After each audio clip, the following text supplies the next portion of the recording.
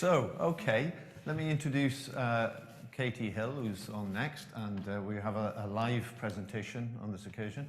So, and Katy works for Ulster Wildlife, and she's a senior conservation officer working on a range of species, including red squirrel and pine marten. And yeah, I mean, your talk, Katy, sort of reminds me actually of the first time I came to work professionally in Ireland, and I've had the privilege and the fortunate to be able to work in Ireland from time to time in forests. But the first time I came here was over 20 years ago in County Laois, and the landowner in question, after I'd been in the woods for about 15 minutes, he said, "What's happened to all the grey squirrels?" And I said, "Well, I don't know what you're talking about."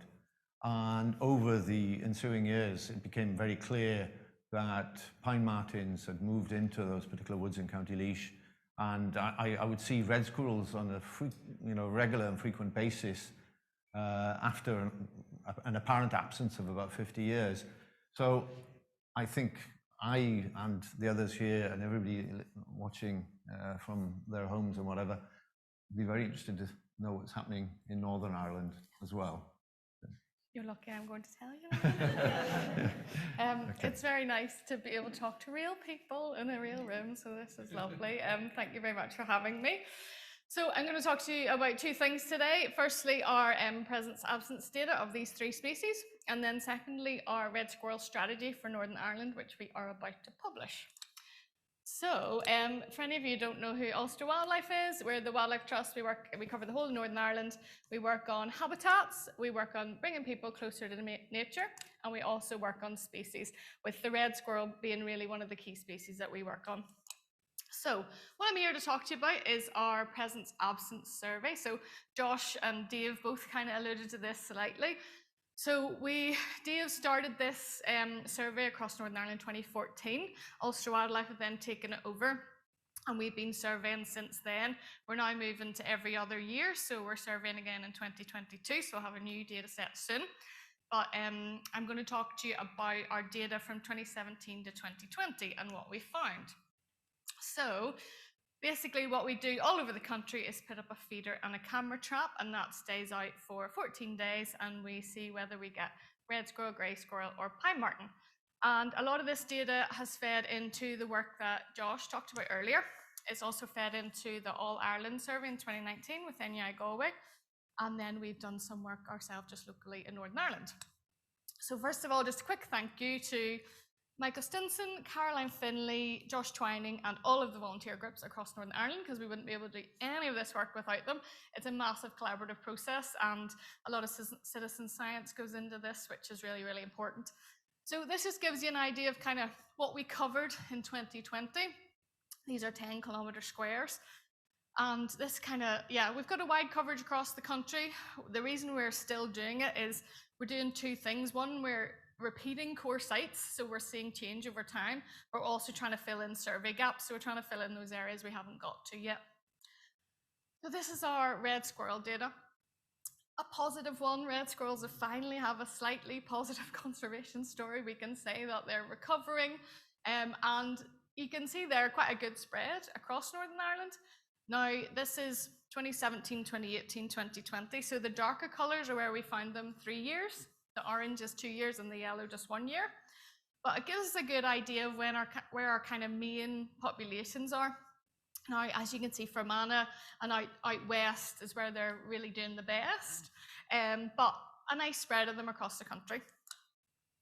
This is our grey squirrels. So we are picking up grey squirrels less frequently now, which again is very positive. Now, we aren't surveying as much in kind of urban areas, so that might be something to do with it. But for the most part, we can see a decline in grey squirrels. Now, if you just draw your eye to Fermanagh here, I'm going to show you, have a little look at what we found. We've had no grey squirrel records in Fermanagh from all of these years of surveying. So for a long time, grey squirrels used to be quite common in Fermanagh, and we haven't picked them up, which is just wonderful. Now, we get the odd grey squirrel sighting that comes to us, but for the most part, we do not have population of grey squirrels in Fermanagh. So it's very, very positive. but we'll come back to that again later. What you all want to hear about is the pine marten. So we are now picking up pine marten in more 10 kilometre squares than we are red squirrels. So pine martens are our most frequent recorded species in our survey, which is mad. It's so amazing to see them spreading, and a great spread across the country. And by no means, this is not everywhere you even get a pine marten. This is just the data from what we're looking at. But again, if you focus on Fermanagh here, it's interesting in that both have a really, really healthy population, both pine martens and red squirrels, and they're doing great there. And that is where we think really, from a lot of this historical data and what Dave was talking about, we think that's really where they were holding on and where they spread out from, is what we think after the decline. It's probably the place with the most woodland. And we don't have a lot of nice old native oak woodland. Fermanagh would be one of the last places, so it makes kind of sense that they're doing so well here. But we also kind of wanted to look at where in this survey have we got both pine martens and red squirrels. And in quite a lot of these squares, they're popping up in places we kind of wouldn't expect both of them to pop up in. So this is interesting.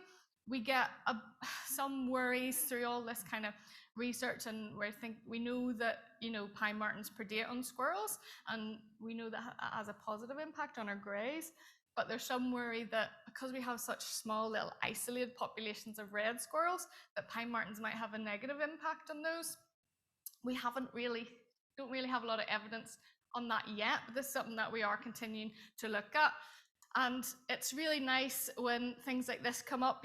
We've got a lot of pictures of pine martens and red squirrels all in the same place, but we don't have too many. There's 2 pine martens on the feeders, and there's a little red squirrel at the back. So in the same picture, they're both there hanging out together in the same woodland, which is nice. So if you think of the places we find pine martens and reds, this is where in 2020, where we got pine martens and greys. It's so much fewer, not a lot. So that's just an interesting kind of relationship, and we're not seeing them pop up in as many places. So this is something, when we continue to collect our data, that we're keeping looking at these relationships between the 3 species. So what are we doing with all this data? Why do we collect it? What's the point? Well, basically, it tells us all about distribution. We don't know a lot about density and abundance and things yet, but it tells us where they are. And what that does is basically help us to target our conservation efforts. We work a lot alongside our Red Squirrel Conservation groups. This is all before code, when we were allowed to do fun things. And we are very lucky in that we have a wealth of red squirrel groups across the country. Now, for Northern Ireland being such a small place, we have so many different volunteers. We have 2 new groups this year, the Benevina and the Mid-Ulster groups. That's kind of covering our big gap in the middle, so that's wonderful. And these groups work very hard on our red squirrel conservation on the ground. But working with them, we basically have been developing over the last 2 years a Red Squirrel Conservation Strategy. This is a 10-year long-term strategy on red squirrel conservation in Northern Ireland. The next step would be to do an All-Ireland one, which I've broached the subject, will just be giving myself more work, but I'd love to do that next. But yeah, we've produced one for Northern Ireland. It'll be published in maybe the next 2 weeks, hopefully. And all this stuff kind of ties in and allows us to target those conservation efforts. So what is the strategy? Why have we developed it? They've one for Scotland, one for Wales. They're in the process of developing one for England. So we really thought we needed one for Northern Ireland. And it basically has aims and actions to ensure that red squirrel conservation is a priority in the long term. We really think that's important. We see that red squirrels are doing well, but we also know that there's still a lot of problems, and we can't just step back and let them get on with things.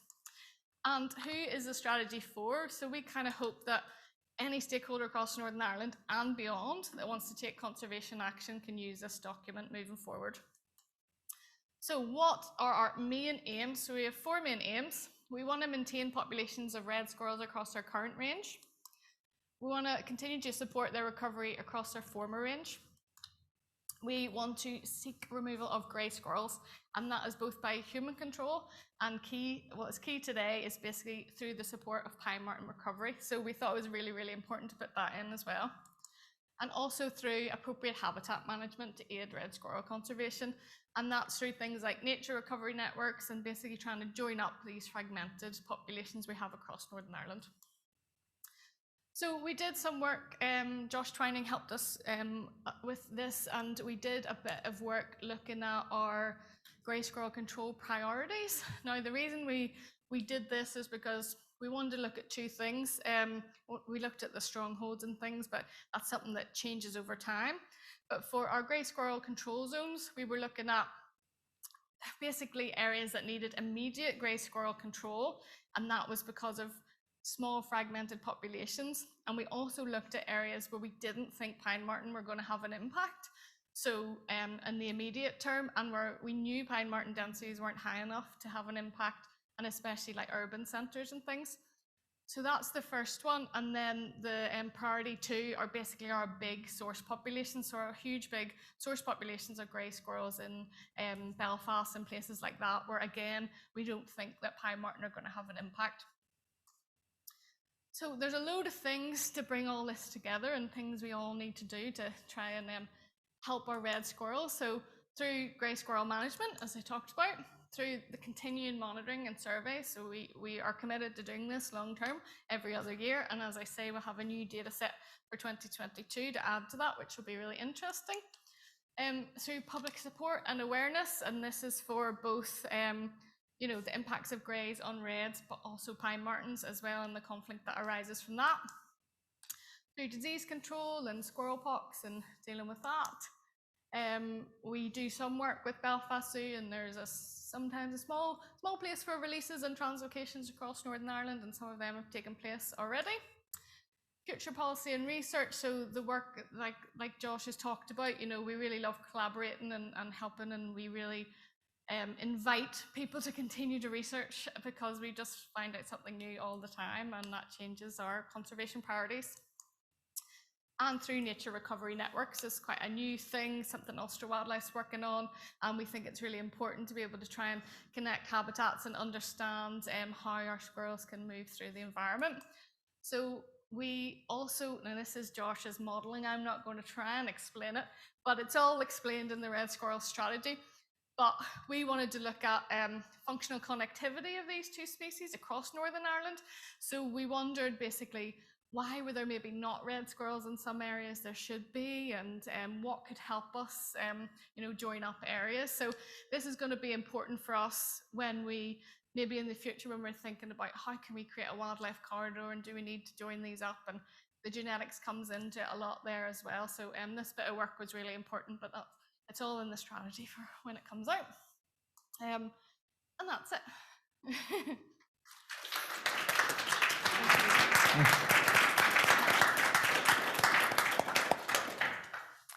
Thank you, Katie, for that excellent and very thorough. I think it covered a lot of information actually in a very short space of time. No, it's really very useful actually. Yeah, any questions from the live audience? Hands up. Everybody's very silent today. There's one here, further. Sorry for dragging you all the way from the back. Kate, were you asleep back there? Thanks very much, Katie. I mean, I suppose one of the, we had an All-Ireland Species Action Plan for the red squirrel 15 years ago or something. I can't remember when we drew it up. And at that stage, as someone mentioned earlier, we thought the red squirrel was on the, you know, on its last legs, and the evidence is clearly not supporting that anymore. And I suppose from the Republic's perspective, we'd be looking at the red squirrel now as something that's looking after itself. Yeah. But you obviously haven't reached that conclusion in the north yet, or you're not happy to conclude that yet. Yeah, I don't know. I think it's a difficult one, and we can see, unfortunately, because our habitat's so fragmented, we see lots of little pockets of red squirrels that, you know, we were out with someone recently and they had 6 red squirrels in a woodland, and they got hit with squirrel pox and they've got 1, and there's nowhere nearby for them to move in, you know, so that's that. And that could, without somebody there working on removing the greys, it could just go back to grey country again, you know. So I think we see that in some areas we're kind of taking a step back, like in the west we think there's not, you know, we don't really need to be doing a lot there, but in the east of the country it's different, and I don't think we can easily say that we can just leave it. you know. Thank you. Any further questions from? We have a comment from Colin Lowton from NUI Galway. He said it is fantastic to see the work Katy and our colleagues at Ulster Wildlife are continuing to do, and it will be fantastic to see the red squirrel groups extending south of the border as well. So very jealous of that map of how many groups you have. I know. Well, there's one in Donegal and Yes. one being set up in Monaghan as we speak. Excellent. So there you go. Good news, Colin. And from Francis Edwards, could you get a bias in the data with some or all species tending to come to the feeders less if their natural environment is very rich? And would that be different between species? Yeah, well, we don't do it really in the autumn because they don't come to the feeders as much then. So we try and do it out of that season. Okay.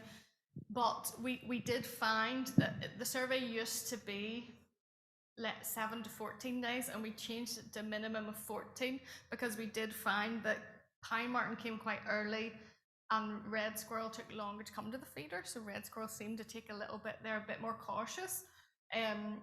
So yeah, we changed it and we think the 14 days now is the minimum and it seems to work a lot better. So yeah, definitely there's things we notice from that data that we need to, that we can, are willing to change, and yeah.